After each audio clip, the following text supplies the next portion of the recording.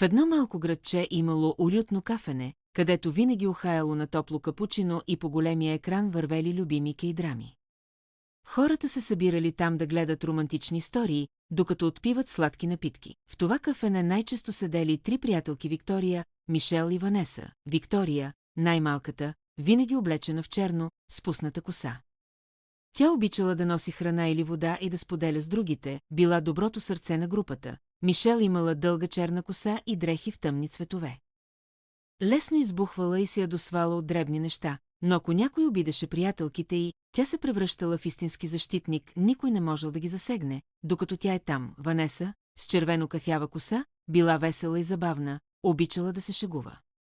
Но когато на екрана започнеше драматична сцена от кейдрама, очите й се пълнали със сълзи. Тя била много чувствителна, но същевременно обичала силно приятелките си. Една вечер, докато гледали сериал в кафенето, лампите започнали да трептят.